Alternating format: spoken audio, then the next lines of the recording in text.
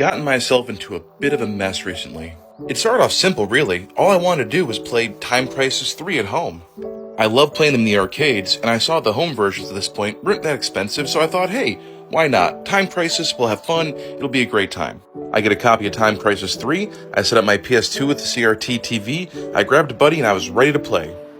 Then this tragedy happened. This is the size of the screen when you play two-player on one PS2 system. To give you a sense of how small this is, here's a PS1 case against the screen.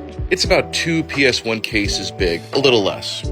I was very disappointed, and I started looking for solutions. So it turns out for Time Crisis 2 and 3 and some other games, you can actually hook up two PS2s, two copies of the game, and two TVs. A lot of people have fond memories of System Link games, and they're a lot of fun, so I thought, okay, well, you know what, I'll just get another CRT TV, that's not going to be hard to do. And I've been looking for a fat, old-school PS2 for a while, so I'll get an old-school PS2, it'll be easy. And link cables, those are like $8 brand new, those aren't expensive at all. Time Crisis 3 is like $12 loose, who cares? So I go and get another CRT TV for $20-30. I get another copy of Time Crisis 3, and then I order a PS2. Oh, and I got that link cable as well. It's then I learned that not all PS2s are created the same way. The first thing I learned is that when Sony made the PS2 Slim, they completely removed what would be called the iLink port. But that's okay, because I ordered a fat PS2, and all those fat PS2s have this little cable here, right? Well, it turns out a lot of fat PS2s don't have that FireWire port either. I have a PS2 Slim that can't link up. I have a PS2 Fat on its way that can't link up. So now I have to buy two more PS2s. So now my idea of, hey, let's just play Time Crisis 3, it'll be fun, has turned into me buying three PS2s, two copies of a game, another CRT TV, and on top of that, I have to rearrange this whole area now to accommodate that other CRT.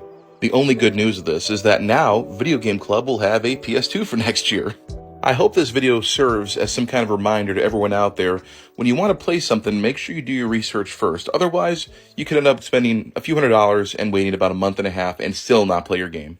If you watch the channel, you know that a couple days ago I picked up a brand new CRT TV, well, not brand new, it was made in 07, for the game room down here in the basement. I bought that TV so I could do System Link games down here using PS2s and PS3s and maybe even some Xbox stuff. The problem is, currently, there's not a lot of space up here for a CRT TV. What I have to do now is pull this area apart, not completely, but mostly, and rearrange it so that I can put the CRTs pretty much next to each other over there. I have no idea how long it's going to take to do all that. Most of the stuff has to get moved, shelves have to be moved, it's going to be a real nightmare, but the worst thing is to be the cable management. I bought two new power strips just to kind of help alleviate some of the power issues back here. I'm having a very difficult time getting motivated to pull all this stuff out of here, all the cords, all the cables, everything I've done so far, and rearrange it. All I can think about is how much fun it'll be to finally play Time Crisis 3. I have never seen a PS2 do this before. In what has become a hilarious attempt to play Time Crisis 3, I've picked up a few PS2s. Today, the seller on eBay said it worked great, it tested great, so of course I figured pop it in and get to Time Crisis. Now watch what happens when you turn it on.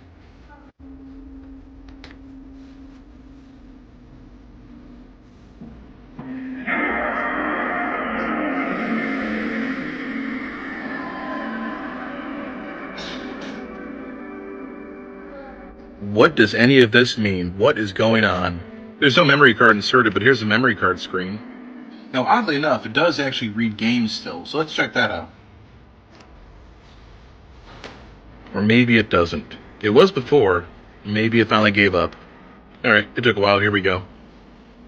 Now, this is what happens with Final Fantasy X. Look at all the random stuff that pops up here. What? Where is this all coming from? I don't understand. And of course, the video is just as messed up as you'd expect. With that little thing in the corner, I have no idea what that is.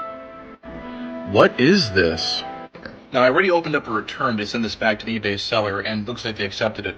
But this is kind of weird. There's all kinds of warranty stickers, and it looks like it's been repaired before. Does anyone have a clue what's causing the PlayStation 2 to do all that?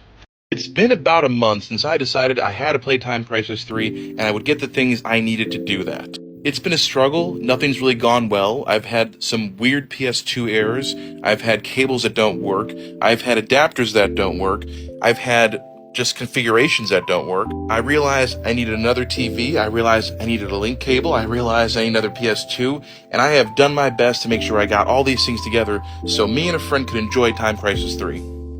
I made a video about tearing the basement apart, which I'm almost finally done, by the way. This is the current mess and rearrangement I've been going through, trying to get this whole Time Crisis 3 setup to work. I have 2 guns, 2 working PS2s, I have 2 setups here, everything, and then I have this TV.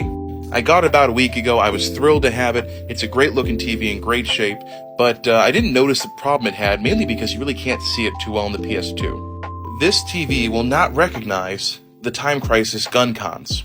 I've tried multiple cable sets, I've tried every AV port I could think of, I've tried an AV switcher, I've tried different adapters, you name it, I've tried it. I've tried 2 PS2s along with 2 different copies of the game, anything really. And when you turn a PS2 on, it doesn't look bad. In fact, the picture quality is pretty darn good. But look a little bit closer if you can. Can you see it? Not so good here. Check this out though. Here's the Genesis running on it. Maybe you can see it, maybe you can't, but the screen's got a heck of a lot of flicker. I can tell you that in person the effect is really strong, but to me it looks like this is shaking. The whole logo, the whole screen is shaking and won't stay still. If the picture looks kind of gray to you, that's because it's shaking so fast it's going between black and gray, black and gray, black and gray. I just spent about 40 minutes of my life before I realized that the picture tube was all kinds of wonky. That's okay, there's a solution. I reached out to, on TikTok, All Eyes On, who runs Electronics Flip, the place I buy a lot of my stuff from, and he told me they have a 27-inch CRT at one of their locations, so tomorrow morning I'll head back and return this one to him, and hopefully come back with a working CRT. All I wanted to do was play Time Crisis 3. Keeping up with my Time Crisis 3 saga, you know that currently I had to bring my old TV that the picture tube didn't work on back to Electronics Flip, where they had another 27-inch TV waiting for me. I was able to get there last night and bring that TV back, but when I got there, the guy who was working there, very nice guy, said, hey, we can't actually, test this TV out because we can't switch inputs. It works and turns on, but we can't go to any input, and there's no physical buttons, so sorry about that. I was sad, but hey, things happen. I would have loved to get a CRT last night, but unfortunately I had to turn to the worst place on earth to find one, Facebook Marketplace. I found a listing for a TV I liked from a guy about 40 minutes away from here, so let's go pick it up. Alright, we're back from picking it up. I didn't die, so let's get in the house. My only goal this summer is to not throw my back out hauling these TVs around. Okay, so far so good. The best part about having this TV down here is that it's practically the same exact model as this one over here. And now the moment of truth. Oh my gosh, it works. After all this time, it finally works. Can't believe all that time I wasted thinking that something was wrong with the gun con, the connectors, the system, the game, anything but the TV. Now I have 2 PS2s that work, 2 CRT TVs that work, 2 gun cons that work, 2 copies of the game that work. All I have to figure out now is this. What could possibly go wrong? Crisis Saga fans, you might have thought it was coming to an end, but it just keeps getting better and better. When I posted that video yesterday, it was me and my wife playing Time Crisis 3 for the first time, and we played for about 10 minutes before we had to go do other things and spend time with our kids, silly things. That's okay, I had some friends over last night, and they wanted to play Time Crisis 3 with me, and I was really excited. 5 minutes into playing, this PS2 just shut down completely. The power indicator started blinking red rapidly. A quick Google search revealed that's most likely overheating. eBay special, I only paid about 50 or 60 for it. That's because this dent right here and this bay door is missing. The seller acknowledged it might take a long time to load games. I was okay with that as long as it worked. So now today I have to open up an eBay return for this, send it back to him, and hopefully get a refund. In the meantime, I will head over to Electronics Flip today to pick up another PS2. 6th PS2 that I've had to get in order to make this whole setup work, and today I will purchase my 7th. I'm sure you're wondering, how has the Time Crisis 3 saga concluded?